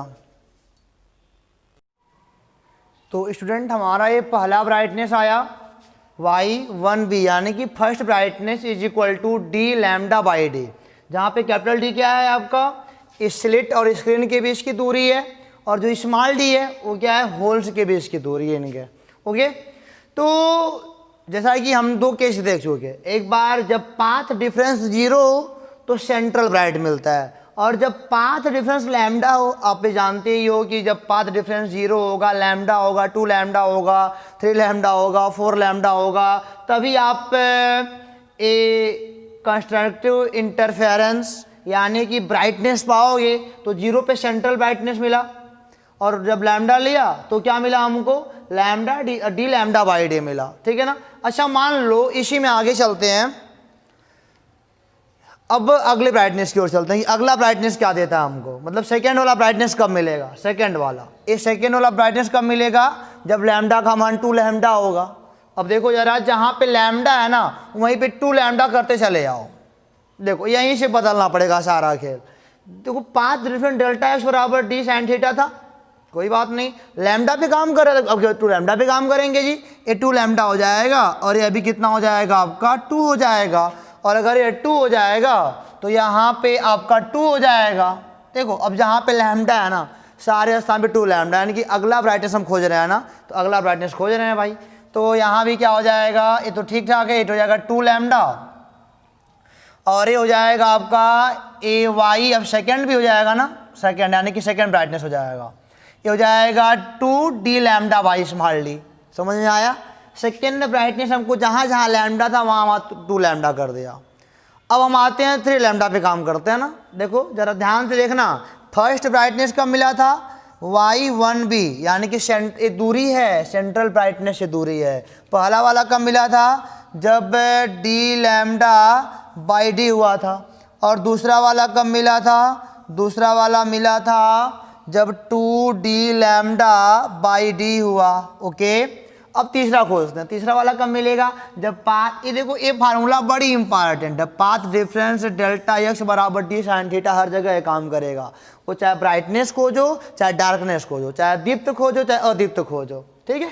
तो यहाँ पे 3 हो जाएगा, अगले वाले पे 3 यहाँ लिखना पड़ेगा, यहाँ भी क्या हो जाएगा 3, और यहाँ भी क्या हो जाएगा 3, यहाँ भी क्या हो जाएगा 3, यहाँ भी क्या हो जाएगा 3, अगली बार 3 हो जाएगा। यानी कि अगर आपको सेंट्रल ब्राइटनेस से थर्ड वाला ब्राइटनेस चाहिए तो 3 डी लैम्डा बाई डी करना पड़ेगा। इससे देखो पहले वाले के लिए 1 डी लैम्डा बाई डी, दूसरे वाले के लिए 2 डी लैम्डा बाई डी, तीसरे वाले के लिए 3 डी लैम्डा बाई डी, चौथे वाले के लिए 4 डी लैम्डा बाई डी, पांचवें वाले के लिए 5 डी लैम्डा बाई डी। अतः बेटा nth ब्राइटनेस के लिए यानी कि nवीं ब्राइटनेस के लिए फॉर nth ब्राइटनेस, अब इसको देखो जरा, nth ब्राइटनेस में क्या पाने वाले हो, यहाँ पे y, यहाँ पे लग जाएगा n, यहाँ पे b इज इक्वल टू, यहाँ पे हो जाएगा n, देखो 3 तो 3, n तो n आएगा जी, n D lambda by D. ये हम ये सारी मतलब कि जो भी ये मिल रहा है सब हमको सेंट्रल ब्राइटनेस से मिल रहा है। कहाँ से, सेंट्रल ब्राइटनेस से। कहाँ से मिल रहा है हमको, सेंट्रल ब्राइटनेस से, दूरियाँ सारी मिल रही हैं कि कब कब मिलेगा। अच्छा एक बात ध्यान दीजिएगा, यहाँ पे n क्या है कि कौन सा ब्राइटनेस चाहिए, कौन सा ब्राइटनेस चाहिए, और सभी ब्राइटनेस के लिए आपको पता होना चाहिए कि डेल्टा यानी कि पाथ डिफरेंस 0 होना चाहिए, लैम्डा होना चाहिए, या 2 लैम्डा या 3 लैम्डा या 4 लैम्डा या 5 लैम्डा, ऐसे ही आपको मिलना चाहिए। ओके, तो ये वाला अच्छा आपकी किताब में इसको ऐसे लिखा जाता है, y N B is equal to N D lambda by D. इसको लिखते हैं, जो ये बी है ना इसको लिखते हैं दीप्त। आपकी किताब में क्या लिखते हैं यहाँ पे, दीप्त, यानी कि प्रकाशित वाला। तो ये वाली बात अगर आपको समझ में आ गई, इसको इरेज करके अब देखा है डार्कनेस कब कब मिलेगा, तो ब्राइटनेस समझ में आ गया ना, सीधी सीधी बात है, Y N B is equal to N D lambda by D, where capital D is equal to distance between slit and screen and small D is equal to distance between holes. Okay, तो इतनी बात अगर आपको समझ में आ गई तो अब आगे चला जाए, डार्कनेस देखा जाए ना बेटा, इसको मिटाते हैं फिर आगे चलते हैं। चलो बच्चों देखते हैं अब डार्कनेस का खेल देखते हैं, मतलब कब अदीप्त हमको मिलने वाला है, यानी कि पोजीशन ऑफ डार्कनेस का आप देखेंगे हम लोग। तो यहाँ पे ब्राइटनेस से हमको यहाँ पे लाना पड़ेगा डार्कनेस, ठीक है ना। अब हम मानेंगे कि माना सेंट्रल ब्राइटनेस से y दूरी पर जो पॉइंट P है वो पहला डार्कनेस है, ठीक है। पहला ये क्या है, माना इसको ये पहला वाला डार्कनेस है। मैंने यहाँ पे क्या माना, इसको ऐसे करते हैं, मैंने माना कि सेंट्रल ब्राइट से जो मतलब कि बिंदु P पर पहला डार्कनेस है। डार्कनेस माने अदीप्त यानी कि अंधियारा, अंधेरा है पहला वाला। अच्छा चलो, अच्छा आपको पता है ना सेंट्रल मतलब डार्कनेस के लिए पाथ डिफरेंस क्या होता है, फॉर डार्कनेस क्या होता है, तो आपको पता है जो डेल्टा एक्स जो होता है path difference is equal to lambda by 2 या और 3 लैम्डा बाई 2, यानी कि और 5 लैम्डा बाई 2, लैम्डा बाई 2 के जितने भी मतलब कि 8 मल्टीपल हैं सब हो जाएंगे 7 lambda by 2 dot dot dot dot dot. ये पाथ डिफरेंस आपका होना चाहिए। चलिए अच्छा कोई बात नहीं है, यहाँ तक अगर बात आपको समझ में आती है तो आगे चला जाता है। आपको पता है ना फिगर वही है, यानी कि हम बोलेंगे चूंकि delta X is equal to D sine theta, हम बोलेंगे फॉर फर्स्ट डार्कनेस, पहले वाले डार्कनेस के लिए पाथ डिफरेंस क्या होगा, लैम्डा बाई 2 होगा। पहले वाले डार्कनेस के लिए पाथ डिफरेंस कितना हो जाएगा आपका, लैम्डा बाई 2, यानी कि डेल्टा एक्स बराबर लैम्डा बाई 2। अतः यहाँ पे रखो, हम बोलेंगे इसलिए lambda by 2 is equal to D sine theta, या फिर बोलेंगे साइन थीटा बराबर लैम्डा बाई 2d। और आपको पता है ना कि जो ये डी है ना, जो ये डी है, ऐसे मिटा दिया वो वाला, जो ये डी है वो लैम्डा से बहुत बड़ा है। D is more more more greater than from lambda, ठीक है। तो अब डी बहुत बड़ा तो भाग तो बहुत छोटा आएगा ना, हम बोलेंगे चूंकि D is more more more greater than from lambda, इसलिए साइन थीटा लगभग टेन थीटा के क्या होता है, बराबर, ठीक है ना। दोनों लगभग बराबर बिहेव करते हैं बहुत छोटी सी वैल्यू के लिए। तो यहाँ पे हो जाएगा टेन थीटा बराबर lambda by 2d। Lambda by क्या हो जाएगा, 2d। समझ में आई बात हमारी ना। अब देखो जरा टेन थीटा, अब यहाँ से देखो फिगर से हम बोलेंगे फ्रॉम फिगर, यहाँ पे लिखना पड़ेगा फ्रॉम फिगर, तो क्या हो जाएगा टेन थीटा बराबर, आपको पता है ना, यहाँ से देखो जरा लंब आधार, लंब बटे आधार यानी कि परपेंडिकुलर अपॉन बेस, तो वाई बाई डी है ना, y by D is equal to lambda by 2d। वही y हमको निकालना है, ये तो फर्स्ट ब्राइटनेस आपका है इस दूरी पर, तो हो जाएगा ये आपका y is equal to D lambda by 2d। पहला डार्कनेस मिला हमको अभी, पहला डार्कनेस हमको यहाँ मिलेगा, फर्स्ट डी। क्या समझा बच्चा, समझ गया ना। अच्छा देखो पहला वाला समझ में आया ना, मान लिया पहला यहाँ पे भाई आपको पाथ डिफरेंस पता है, बाकी सब हो जाएगा। सर ब्राइटनेस के लिए क्या होता है, 0 लैम्डा 2 लैम्डा 3 लैम्डा, और इस डार्कनेस के लिए क्या होता है path difference, lambda by 2 3 lambda by 2 5 lambda. जानते हो ना कि पहले ब्राइटनेस, फिर बगल बगल में डार्कनेस, फिर ब्राइटनेस, फिर डार्कनेस, फिर ब्राइटनेस, फिर डार्कनेस से मिलता जाता है जी। तो यहाँ पे देखो अगर मैं दूसरा वाला बोल दूँ, दूसरे वाले के लिए देखो पहला वाला यहाँ पे लिख दे रहा हूँ y1d, यानी कि बेटा पहला वाला डार्कनेस यानी कि हो जाएगा d lambda by 2d। Okay, अब देखो दूसरे वाले क्या हम करते हैं, ये हो जाएगा सेकंड के लिए, फॉर सेकंड ब्राइटनेस, यहाँ पे करना पड़ेगा सेकंड, और यहाँ पे करना पड़ेगा सेकंड वाले के लिए 3 लैम्डा बाई 2, यानी कि जहाँ जहाँ लैम्डा है वहाँ 3 लैम्डा बना दो। तो जहाँ जहाँ लैम्डा है वहाँ पे 3 लैम्डा बना दो, लैम्डा के स्थान पर 3 लैम्डा बना दो। यहाँ पे क्या हो जाएगा 3d लैम्डा बाई 2d। अब यहाँ देखो जरा second brightness from second darkness from central brightness 2d, second darkness है ना, तो जाएगा 3d लैम्डा बाई 2d। एक और निकालते हैं, मान लो थर्ड वाला देखा, थर्ड वाला, ये थर्ड वाला जब करोगे ना, थर्ड वाले के लिए जो पाथ डिफरेंस होगा वो आपका 5 लैम्डा बाई 2 होगा। जहाँ जहाँ पे 3 वहाँ पे क्या करना पड़ेगा आपको, 5 करना पड़ेगा। जहाँ जहाँ 3 है वहाँ करना पड़ेगा 5, जहाँ जहाँ 3 है वहाँ करना पड़ेगा 5। ये हो जाएगा 5 और ये भी क्या हो जाएगा 5। ये क्या देख रहे हो जी, ये है मतलब कि 3 वाले के लिए, पीछे मैंने लिखा था, ये हो जाएगा y 3 third darkness from central brightness is equal to हो जाएगा 5d लैम्डा बाई 2d। क्या देख रहे हो, अगर मैं nth वाला बोल देखो 1 कुछ है नहीं, सब कुछ वही है, 1 3 5 यानी कि 2n माइनस 1। तो हम बोलेंगे शो फॉर nth डार्कनेस, अदीप्त के लिए क्या हो जाएगा, यहाँ पे लिखना पड़ेगा y and d is equal to 3 अरे 1 3 5 यानी कि 2n minus 1d lambda by 2d। ठीक है ना, अब समझ में आया सर जी। अभी कुछ हम लोग क्वेश्चन करेंगे तो और मज़ा आने वाला है। अच्छा एक बात देखो जरा, यहाँ पे बुक में क्या लिखा होता है, y n, यहाँ पे लिखा होता है अदीप्त, क्या लिखा होता है अदीप्त आपकी हिंदी वाले बुक में 2n-1 D lambda by 2t, बस हो गया। तो आपको देखो फार्मूला निकल गया दोनों। अब हम लोग बड़े आराम से बता देंगे कि सेंट्रल ब्राइटनेस से कौन सा डार्कनेस होगा, कौन सा मतलब ब्राइटनेस होगा, कब मिलेगा कब नहीं मिलेगा। लेकिन आपको पता होना चाहिए कि डेल्टा एक्स बराबर डी साइन थीटा।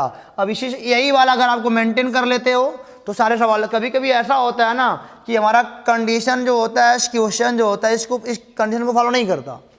कभी कभी ऐसा होता है कि हमारा क्वेश्चन इस वाले कंडीशन को फॉलो नहीं करता, तब हमको यह काम कराएगा, समझे, तब भाई हमको काम कराएगा। बाकी जब ये वाला कंडीशन फॉलो हो रहा है तो दीप्त के लिए फार्मूला आप क्या लगाओगे, Y N D equal to N D lambda by D, और जब अदित्य के लिए क्या लग जाएगा 2n-1 D lambda by 2d। N क्या है, कौन सा हम ढूंढ रहे हैं, दीप्त या अदित्य वाला है, तो अदित्य वाला तो यहाँ पे अदित्य वाला काम कर रहा है। तो अगर ये बात आपको समझ में आ गई तो कुछ सवाल अगले बेटा, कुछ सवाल नहीं भी हम लगाएंगे। फ्रिंज विड्थ यानी कि फ्रिंज की चौड़ाई कितनी है। जो डार्कनेस है ना, जैसे कि आप जानते हो वाइटनेस मिलता है यानी कि ब्राइटनेस मिलता है, फिर डार्कनेस मिलता है, तो इसकी चौड़ाई कितनी है उसी को फ्रिंज बोलाते हैं, इसी को फ्रिंज बोलते हैं। इस फ्रिंज की चौड़ाई कितनी आपको ये सीखना है, ओके, तब सवाल लगाया जाएगा आराम से, मजा आने वाला है। इसको मिटाते हैं बेटा, फिर आगे चलते हैं। अब तो देखिए बच्चों, अब हम लोग निकालने जा रहे हैं फ्रिंज विड्थ यानी कि फ्रिंज की चौड़ाइयाँ। जो फ्रिंज मैंने बताया ना अभी आपको, स्क्रीन है, यहाँ पे स्लिट लगे हुए हैं, या मतलब ये स्लिट है, ये स्लिट के होल्स हैं। तो यहाँ पे आप पैटर्न जानते हो कि स्क्रीन पे पैटर्न कैसा बनता है।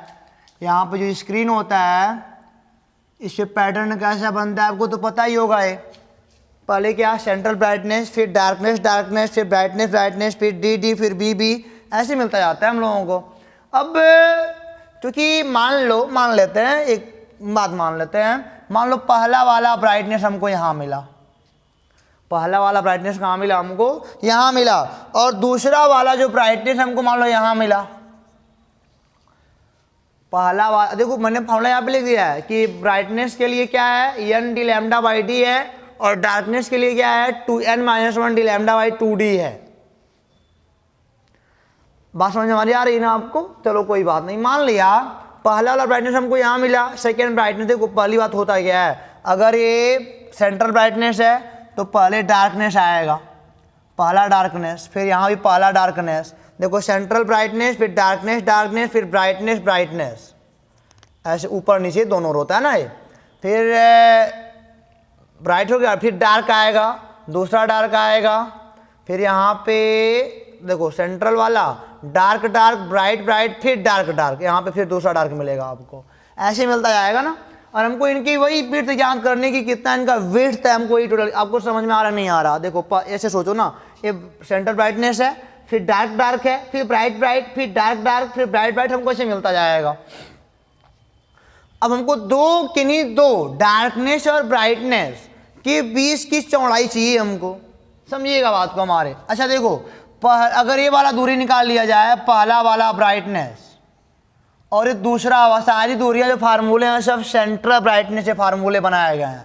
तो यहाँ वाला ए वाला इधर लेके आएगा, ए ऐसे यहाँ से यहाँ तक का बताएगा दूसरा वाला ब्राइटनेस, पहले वाले ब्राइटनेस का मान देगा ए वाला। देखो ये कितना आता है, पहले देख लो तो जरा, ये आएगा पहले वाले, चूँकि ब्राइटनेस है तो पहला वाला ब्राइटनेस है ना, ए वाला फार्मूला लगाइएगा तो हो जाएगा y1 b is equal to, जहाँ पे n वहाँ पे 1 रखना पड़ेगा, 1 डी लैम्डा बाई डी, यानी कि ये वाला जो सेपरेशन होगा वो हो जाएगा डी लैम्डा बाई डी का, समझिएगा बात को हमारे, ओके। अब मान लो दूसरा हमको ब्राइटनेस चाहिए, तो y2b इज इक्वल टू, अब यहाँ पे आएगा 2 डी लैम्डा बाई डी। तो किन्हीं दो कंसेक्यूटिव ब्राइटनेस के बीच की दूरी अगर ऐसे मतलब घटा दोगे ना, पहला वाला और ये वाला, तो ये वाला निकलेगा, और ये क्या है वास्तव में डार्कनेस है, ये क्या है डार्कनेस है, समझो बात को। ये वाला कितना दूरी आया, इस सेपरेशन आपका है 2 डी लैम्डा बाई डी, दोनों निकल गया ना आराम से, पहला वाला ए आया, दूसरा, अब अगर दोनों घटा दोगे ना तो ये क्या निकलेगा, डार्क वाला पार्ट निकल जाएगा। अरे भाई पहले ब्राइटनेस की दूरी दूसरे लिए घटा दोगे तो बीच वाला निकल नहीं जाएगा। ऐसे मैंने कई बार आपको बताया जी, मान लो 10 मीटर लंबी रस्सी हो, 8 मीटर कोई ले ले तो बचा कितना, 2 ही तो बचा, घटाना पड़ेगा ना। तो देखो पहला वाला यहाँ तक है, दूसरा ब्राइटनेस यहाँ तक है, ये दोनों घटा दो कि बीच में डार्क निकल जाएगा। ये कुछ ऐसे पैटर्न बन रहा होगा ना जी, समझो बात के, पैटर्न बना रहा होगा अपना चौड़ा सा। तो हम बोलेंगे कि distance between to distance between two consecutive brightness is equal to width of darkness। वो पता नहीं कहाँ कहाँ का होगा जी। देखो हम क्योंकि हमको निकालना है ना दूसरे का, और मतलब कि ये वाला निकालना है, तो पहला वाला निकाला, दूसरा वाला निकाला। कभी कोई पूछेगा चौथे से लेके 8वें तक का बताओ, तो 8 वाला निकाल के 4 वाला घटाना पड़ेगा। तो विड्थ ऑफ डार्क घटा लो आराम से, हम बोलेंगे इसलिए विड्थ ऑफ डार्कनेस बीटा, यहाँ पे क्या आएगा, y2 वाले में से y1 घटा दो तो हो जाएगा 2d lambda by D minus D lambda by D, ये आएगा डी लैम्डा बाई डी आएगा। समझे, ये विड्थ ऑफ डार्कनेस है, ये हमेशा यही आएगा। कहीं फिर किन्हीं दो कॉन्जिक्यूटिव लोगे ना, अगर दो क्रमांगत कहीं भी ले लोगे हमेशा यही आएगा। किन्हीं दो ब्राइटनेस मतलब किन्हीं दो क्रमांगत ब्राइटनेस की जो अंतर बनेगा वही बनेगा डार्कनेस का मतलब कि विड्थ है, और हर जगह यही आएगा। इसी प्रकार हम निकालेंगे distance between two consecutive darkness. अगर हम डार्कनेस का निकाल देंगे, मान लो पहला डार्कनेस यहाँ पे है, इसको निकालो, ये मान लो y1 है, और दूसरा वाला यहाँ पे है, ये मान लो क्या है y2 है। तो अगर y2 में से y1 घटा दोगे तो ब्राइटनेस वाला मिल जाएगा हमको डिफरेंस, नहीं जी। तो हम बोलेंगे distance between two consecutive darkness is equal to width of brightness. ठीक है, तो हम बोलेंगे इसलिए विड्थ ऑफ ब्राइटनेस कितना होगा यार, देखो तो बोलोगे बीटा इज इक्वल टू, फिर वही हाल y2 माइनस y1 करना, और इसके लिए y1 कितना होगा, पहले डार्कनेस के लिए यहाँ पे 1 रखना पड़ेगा जी। तो y1 का मान आएगा आपका 1 रखोगे तो 1 जा 2 माइनस 1 यानी कि डी लैम्डा बाई 2d, और y2 कितना आएगा, यहाँ पे 2 रखना पड़ेगा, 2 जा 4 में से 1 का 3 डी लैम्डा बाई 2d। तो y2 माइनस y1 करना पड़ेगा, तो यहाँ भी करना पड़ेगा 3d lambda by 2d minus D lambda by 2d। आप देख रहे हो डिनोमिनेटर सेम है, तो बेटा जो भी न्यूमरेटर है वो घट जाएगा ना यहाँ से, तो जाएगा 2d लैम्डा बाई 2d, ये कट गया, वो अभी कितना आएगा डी लैम्डा बाई डी, यानी कि जो विड्थ आपका ब्राइटनेस का आएगा वही विड्थ किसका आएगा, वही विड्थ आएगा आपका डार्कनेस का, वही डी लैम्डा बाई डी। ये क्या है, डार्कनेस या ब्राइटनेस सबकी जो विड्थ होती है ना वो सेम होती है, और किसके लिए, फ्रीक्वेंसी इनकी सेम होगी तभी होगी ना ऐसा काम, गड़बड़ नहीं करना। ध्यान देना कि ये हमेशा क्या होगी, इस वाले प्रयोग में YDSC में ये वही होगी डी लैम्डा बाई डी। अगर इनके कंडीशन को फॉलो करता है तो, नहीं करता है तो काम ही खत्म है। सारे कंडीशन जो मैंने आपको बताया फॉलो करने चाहिए तभी तो होगा। तो बेटा आप इसको नोट कर लो, आप इसको मिटा के फिर कुछ सवाल लगाएंगे, फिर अगले टॉपिक पे आते हैं आराम से। समझ में आ रहा है ना आपको, नहीं आ रहा सर, आ रहा है कोई बात ना, अच्छा मिटाते बेटा तब तो बच्चों देखो आपके लिए एक बढ़िया सा क्वेश्चन मैंने प्रस्तुत करा है। क्वेश्चन में क्या लिखा है, वही YDSC पे बेस्ड क्वेश्चन है, जहाँ पे स्मॉल d दिया है, क्या है, होल्स के बीच की दूरी 1 mm, और जो d है वो 0 मतलब कैपिटल D यानी कि distance between skin and slits is equal to 0.5 metre है, और ये लैम्डा यानी कि वो आपकी वेव आ रही है, मतलब 500 एंगस्ट्रॉम की वेव आ रही है। Find separation between 8th maxima and 11th minima, यानी कि आपको दूरी बतानी है 8th मैक्सिमा और 11th मिनिमा के बीच की on the same side of central maxima. Central maxima के सेम साइड में आपको यह दूरी बतानी है, ठीक है। तो आपको अगर कोई दिक्कत ना हो तो सवाल लगाया जाना, इसको 500 से 5000 कर लो, 500 का एंगस्ट्रॉम थोड़ा लाइट ही नहीं मिलेगा, दिक्कत होगी ना। तो समझो बात को हमारे। अच्छा मान लो, अच्छा आपको पता है ना वाई एंड डी, ये दीप्त के लिए है, सॉरी तो ब्राइटनेस के लिए ना, ब्राइटनेस को दीप्त बोला जाता है, is equal to N D lambda by D होता है, और वाई एंड जो डी होता है वह 2n-1 D lambda by 2d होता है। अगर ये आपको पता है तो कोई बात ही नहीं है। तो देखो जरा, ये मान लो है आपका सेंट्रल ब्राइटनेस। अब यहीं कहीं आपको मिलने वाला है एर्थ मैक्सिमा, यहीं पे क्या मिलने वाला है, एर्थ मैक्सिमा, और इसके ऊपर क्या मिलने वाला है, 11th मिनिमा। लग तो ऐसे रहा, कुछ ऐसे मिलेगा ना। अब बोला है ना कि सेम साइड एक की ओर लेना है, नहीं कि नीचे एक ऊपर ले लो। सेंट्रल ब्राइटनेस या तो नीचे या तो ऊपर, या दोनों नीचे लो दोनों ऊपर लो, बात एक ही है। तो देखो जरा, एर्थ मैक्सिमा निकाल, सेंट्रल ब्राइटनेस से पहले 11th मिनिमा का निकालो डिस्टेंस, फिर एर्थ मैक्सिमा का निकाल लो, घटा दोगे तो आराम से निकल जाएगा जी। तो हम बोलेंगे कि distance of earth maxima from central brightness, तो हो जाएगा मैक्सिमा मतलब क्या, ब्राइटनेस होता है ना, मैक्सिमा का मतलब जान लो, गड़बड़ ना करना, ये ब्राइटनेस होता है जी। अब देखो जरा, एर्थ वाला निकालना है, y8b, तो यहाँ पे जाएगा 8d लैम्डा बाई डी, हो गया।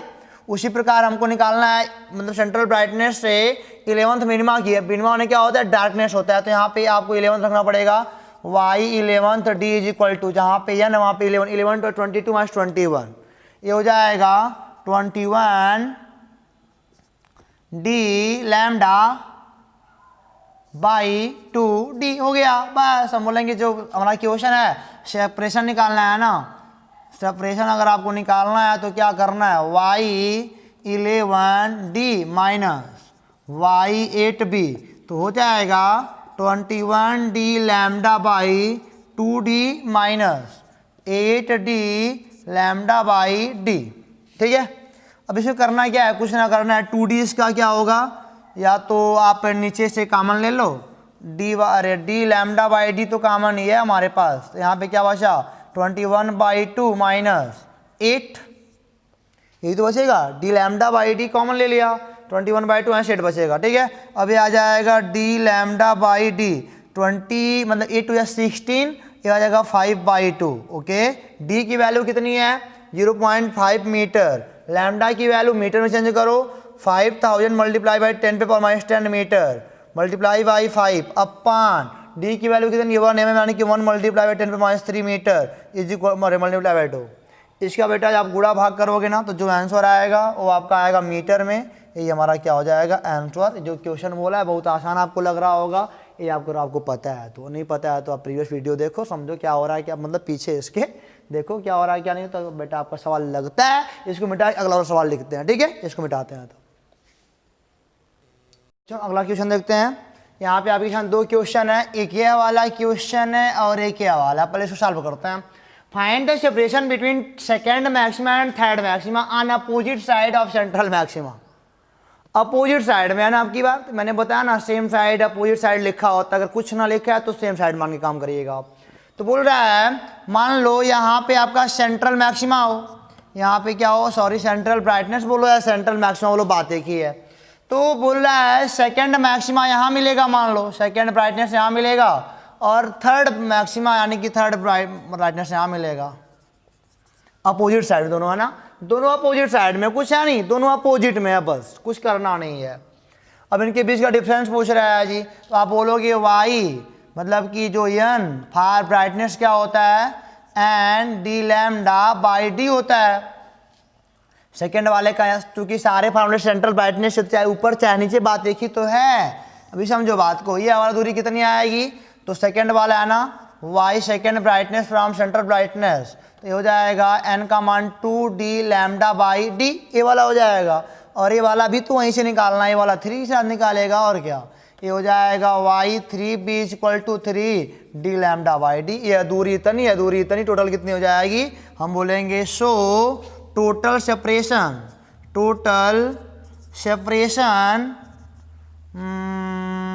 अकॉर्डिंग क्वेश्चन, क्या हो जाएगा 3 to 5 D lambda by D answer. बस, और नहीं करना तो घटाने वाला सिस्टम लेना है तो यहाँ पे लगाओ घटाना, ठीक है ना। तो घटाने वाला सिस्टम तो करना ही नहीं हमको, छोड़ो, आपको फंसाना नहीं है हमको। ये बात देख रहा हूँ सेपरेशन ये वाला निकला, पहले वाला देखो ऊपर चाहे नीचे, सेंट्रल ब्राइटनेस दूरी तो निकलनी है, चाहे ऊपर चाहे नीचे, ऊपर का निकालो नीचे का निकालो, ऐड कर दो आ जाएगा जी, कोई दिक्कत ही ना है। अब देखो अगला वाला क्वेश्चन हमारा, if the separation between second maxima and fourth minima on same side of central brightness, same मतलब कि सेंट्रल ब्राइटनेस के सेम साइड में है सब। ये क्या बोल रहा है, सेकंड वाला मैक्सिमा यानी कि सेकंड ब्राइटनेस और फोर्थ वाला मिनिमा यानी कि फोर्थ डार्कनेस सेम साइड में है, तो बोल रहा है इनके बीच का जो डिस्टेंस है ना वो 0.5 मीटर है। कितना है, 0.5 है। तो बोल रहा है कि फाइंड द फ्रिंज विड्थ, तो आपको फ्रिंज की चौड़ाई ज्ञात कर, तो क्योंकि सारे फ्रिंज की चौड़ाई समान होती है, क्यों इस YDSC में कभी कभी बदलेगी परेशान, अभी वो भी सवाल दिखाएंगे आपको, पहले इसको देखो जरा। अब यहाँ पे सेकेंड ब्राइटनेस का पहले निकालो, तो आप बोलोगे वाई सेकेंड ब्राइटनेस कहाँ मिलेगा, तो 2D लैम्डा बाई डी फार्मूले के तौर पर। अब देखो जरा वाई यहाँ पे फोर्थ वाला मिनिमा यानी कि फोर्थ डार्कनेस कब मिलेगा, तो यहाँ पे आपको चूँकि यहाँ पे मिनिमा वाला है नहीं, तो यहाँ पे निकालते हैं वाई एंड डार्कनेस क्या होता है 2n-1। मैं बार बार इसलिए लिखा था कि आपको याद हो जाए ये फार्मूला, दिक्कत ना करे आपको। तो फोर्थ के लिए कितना हो जाएगा, 4 2 8 -1 7D lambda, 7D lambda by 2D हो गया। हम क्या बोलेंगे, चूंकि इनके बीच की दूरी, चूंकि जो एक निकला है ना यहाँ वाली दूरी निकली है और यहाँ से यहाँ तक की दूरी निकली है, दोनों घटा दोगे ना बड़े में छोटा वाला तो ये वाला निकल जाएगा, तो हमको दिया है।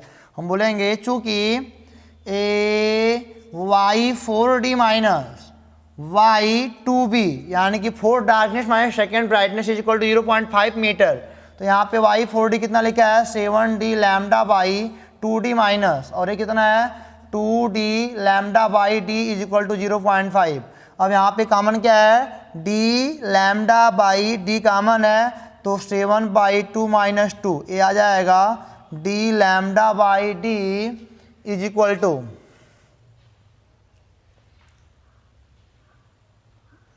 फ्रिंज विड्थ पूछा आपसे ना,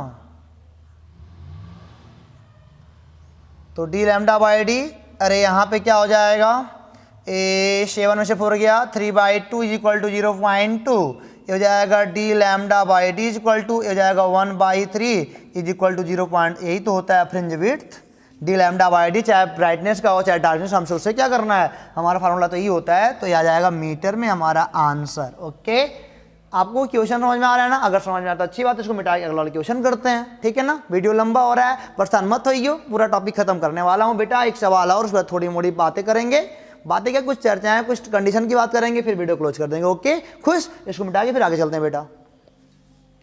देखो बच्चों, आपका अगला क्वेश्चन है, लिखा इन YDSC यानी कि Young double slit experiment lambda is equal to 6000 angstrom, then first maxima is obtained at 0.2 metre from central brightness. If lambda is equal to 4000 angstrom, when will you find fourth minima? तो बताओ where will you find मतलब कब पाओगे। अगर बेटा अगर wave length जो है 6000 एंगस्ट्रॉम का है, तो जो आपका फर्स्ट मैक्सिमा है वो मिल रहा है 0.2 मीटर पे, कहाँ पे मिल रहा है 0.2 मीटर पे, यानी कि क्वेश्चन सीधे करते हैं जी।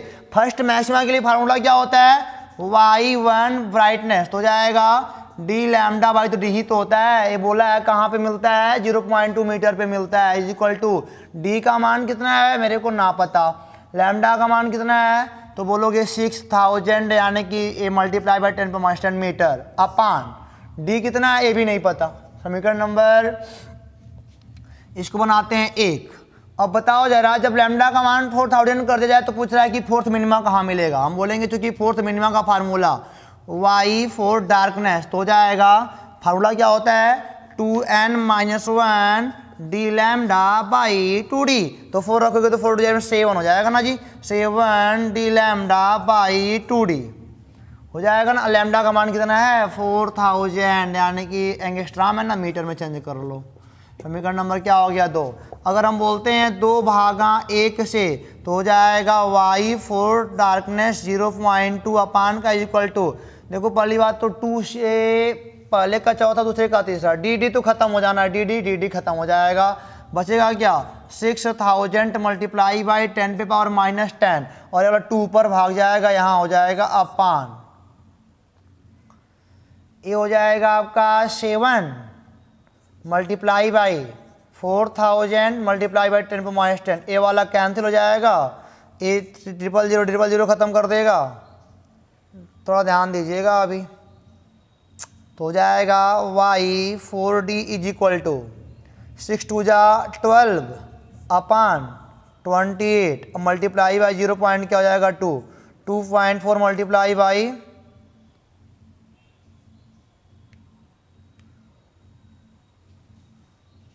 2.4 मल्टीप्लाई आएगा 28। जरा कैलकुलेशन बेटा मिला लीजिए तो जरा, क्या होता है फर्स्ट ब्राइटनेस के दिया है तो डी लैम्डा बाई डी, क्योंकि N D lambda by D होता है तो सही है, डी 6000 मल्टीप्लाई 10⁻10 डी हो जाएगा, ओके।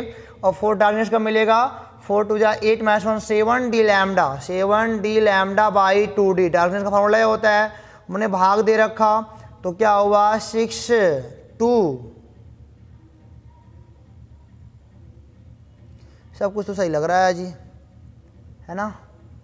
जरा भाग दो इनको तो जरा कितना आता है 1.2 अपान 14 आएगा, यानी कि अब भाग दोगे तो 0.6 अपान, भाग तो सही दे रहे हो ना, वो वाला ऊपर जाएगा जी, देखो गलती कर रहे हो ना, इसीलिए तो हम कह रहे हैं क्या हो रहा है इसमें, देखो जरा बेटा सॉरी, ये वाला तो ऊपर गया है ना, तो हो जाएगा 7 मल्टीप्लाई बाई 4000 मल्टीप्लाई बाई 10⁻⁻10 अपान,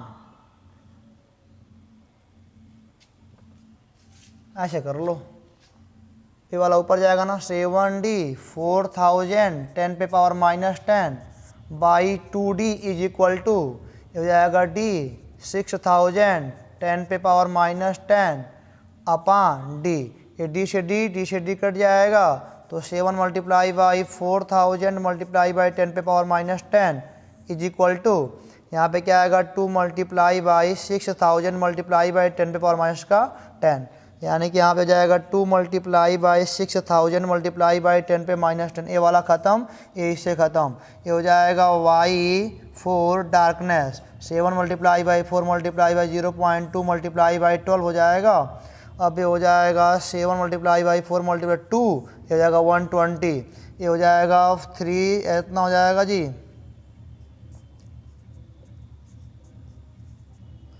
ये आएगा, अब इसको आप सॉल्व कर लीजिएगा, जो भी आएगा आपका मीटर में आएगा आंसर, ओके। तो गलतियां ना करिएगा भाग भाग में, तो चूंकि गलती करोगे तो आंसर नहीं पाओगे, तो इस तरह सवाल हमारा होता है ख़त्म। एक सवाल आपको बताने वाले हैं, उसके बाद थोड़ा मोड़ा और बेटा पूरा टॉपिक होता है ख़त्म, फिर आपसे बात करेंगे आगे।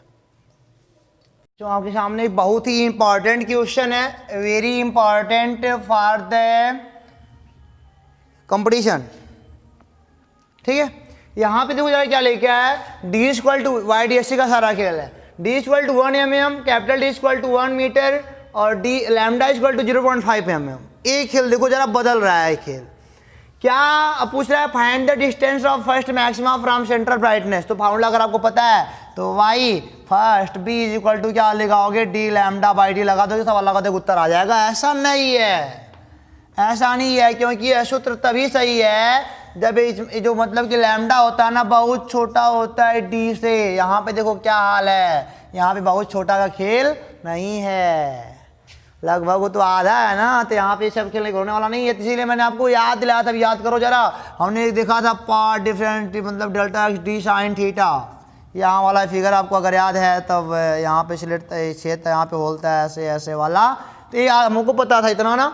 अब यहाँ देखो पूछा find the distance from first maxima, आप फर्स्ट मैक्सिमा, तो डेल्टा एक्स पर फर्स्ट मैक्सिमा कब पाओगे, ये सेंट्रल वाला होता है 0 पे, लैम्डा पे फर्स्ट मिलेगा, दूसरा वाला सेकंड पे, सेकंड लैम्डा, आगे बढ़ता जाएगा है। खैर यहाँ पे क्या हो जाएगा, अब लैम्डा बाई पहला वाला लैम्डा पे नहीं, देखो जरा मैं जल्दी नहीं कर रहा हूँ ना, मैं जल्दी हो सकता कर रहा हूँ, बट आप ध्यान दीजिएगा कि आपको इस पर सवाल नहीं लगाना, क्योंकि ये सब फार्मूले तभी थे जब ऐसा था, लेकिन आप ऐसा थोड़ी कुछ ऐसा है, तो बोलेंगे डेल्टा एक्स और डी साइन हम जानते हैं, और यहाँ पे पहला वाला ब्राइटनेस चाहिए तो बेटा हमको लैम्डा लगाना पड़ेगा पार्ट डिफरेंस का, तो हो जाएगा डी साइन थीटा, तो साइन थीटा बराबर क्या हो जाएगा लैम्डा बाई डी, लैम्डा का मान 0.5 mm और डी का मान 1 mm। काटोगे तो 1/2 आएगा।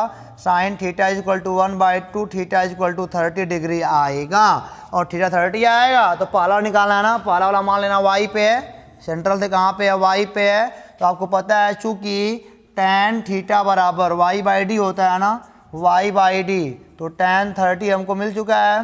30 बहुत ज़्यादा होता है और y का मान ना पता, d का मान तो आपको पता है 1 मीटर, तो 1/3 3 बराबर y, तो y बराबर आएगा 1/√3। ये होगा पहला वाला, मतलब पहले वाले ब्राइटनेस की दूरी होगी, first direction from centre brightness. समझे ना? थोड़ा सवाल जल्दी में लगाया जा रहा है, परेशान ना होइयो। कितना टाइम लगाओगे, परेशान नहीं हो जाओगे क्या? सर हो तो जाते हैं लेकिन क्या करें, तो इसको मिटा के कुछ और करते हैं अब यहाँ पे। बच्चों बात करते हैं थोड़ी मोड़ी इंटेंसिटी पे। इंटेंसिटी मीन्स क्या होती है, तीव्रता पे बात करते हैं। मान लो हमारे पास ये दो मतलब कि स्लिट है ना, दो होल्स हैं और दोनों से मतलब कि सेम इंटेंसिटी की लाइट आ रही है। दोनों होल से सेम इंटेंसिटी की लाइट आ रही है, मतलब कि उनकी तीव्रता सेम है, सब कुछ मतलब तीव्रता सेम उनकी है, मतलब कि दोनों समान चमक रहे हैं। कहना कैसे समझ सकते, दोनों समान चमक रहे हैं। तो मैंने बोला I1 बराबर I2 बराबर I मान लिया, और आपने पढ़ा है कि इसके लिए जो रिजल्टेंट I होगा, अगर आपको नहीं पता तो प्रीवियस वीडियो देख के आइए ना। IR बराबर क्या होता है, I1 plus I2 plus 2 root में I1 I2 cos फाई होता है। जरा देखो, अगर दोनों की इंटेंसिटी सेम हुई तब, जरा ध्यान से देखना, भी समझ सब कुछ आने वाला है।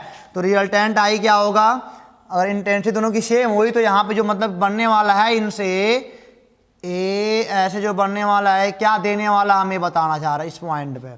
तो हो जाएगा यह भी आई है, यह भी आई है, और यह 2 रूट में आई का स्क्वायर, तो सीधे आई कर लेंगे ना जी। तो हो जाएगा आई, यह cos फाई, ये हो जाएगा आई आर बराबर 2i प्लस 2i cos फाई। आई आर बराबर 2i कॉमन लोगे 1 प्लस cos फाई। ये फार्मूला किसका होता है, तो 2 cos स्क्वायर 5/2 का। हो जाएगा 2i cos square 5/2 resultant R. Resultant इतना आएगा जी। देखो अगर दोनों की इंटेंसिटी सेम हुई तब मैं बता रहा हूँ जी। क्या मैं बताया मैंने कि रिजल्टेंट जो आई दोनों का आएगा ना, 4i cos स्क्वायर 5/2 आएगा। और हम आपको ये बात बता दें, आपको यहाँ पे जानने के लिए फॉर मैक्सिमा, इसके लिए देखो फॉर मैक्सिमा, अब देखो काश कितने का मान अधिकतम होता है, और यहाँ पे लिखना फॉर मिनिमा का। फाई यहाँ पे क्या है, फाई आपको पता होना चाहिए फेज डिफरेंस है। फाई क्या है, फेज डिफरेंस है जी। फार मैक्सिमा के लिए क्या हो जाएगा, काश कितने कौन ज़्यादा होता है, तो बोलोगे सर 5 डिग्री कर दोगे तो अधिकतम हो जाएगा। तो ये हो जाएगा आई आर बराबर 4i, और यहाँ पे जाएगा 0 का मान तो 1 होता है ना, 2 से भाग दोगे 0 हो जाएगा जी, 0 हो जाएगा ना, उसका मान 1, तो 4i हो जाएगा। अब देखो कमाल की बात क्या है, हमने दो यहाँ से सेम इंटेंसिटी आई की भेजी लाइट, तो यहाँ पे 2i न होकर कितना हो गया, 4i हो गया। बहुत तेज चमकने लगा, बहुत तेज, समझे? इंटेंसिटी सेम है तब ऐसा हो रहा है। अब देखो मिनिमा के लिए फाई बराबर काश कितने का मान मिनिमम होता है, तो 180 का होता है, -1 होता है ना। फाई बराबर 180 के लिए मिनिमम बनाएगा, ये देखो जरा, तो आई आर बराबर क्या हो जाएगा 4i। अब 180 रखोगे ना तो 2 से कटेगा 90 आ जाएगा, और 90 आएगा तो उसका मान 0 होता है। देखो चूंकि काश फाई पे डिपेंड सब कुछ करना, सब कुछ मतलब कि इसके फे यानी कलांतर पर डिपेंड करता है। कलांतर अगर 0 का हुआ तो अधिकतम पाओगे, और कलांतर सबसे न्यूनतम का कब, काश फाई का मान का मतलब न्यूनतम होता है -1 पे, तो 180 रखना पड़ेगा ना, /2 तो अपने आप लगा था, वो तो बात की बात है। यहाँ से देखो यहाँ पे तो हम क्या बोले कि 0 मैक्सिमम 180 पे मिनिमम, और यहाँ पे तो सब सॉल्व करने के बाद ये सब आया ना, तो एक स्पेशल केस चल रहा है जी। तो आई आर का मान यानी कि न्यूनतम कितना आएगा, 0 आएगा, अधिकतम कितना आ जाएगा, 4i आ जाएगा। इसी के बेस पे हम यहाँ पे देखते हैं graph between intensity and path difference. तो देखो जरा,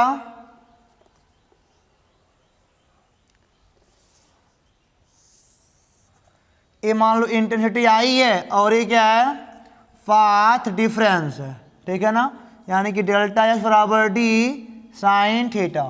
चलो अच्छा, यहाँ पे मान लो 0 है और यहाँ पे π/2 है और यहाँ पे मान लो कितना है, सॉरी π/2 नहीं जी, एक यहाँ चले जा रहे हो, λ/2 और यहाँ पे लैम्डा, यहाँ पे मान लो 3λ/2 और यहाँ पे मान लो 2λ। उसी प्रकार यहाँ पे -λ/2 माइनस लैम्डा माइनस 3λ/2 माइनस 2λ।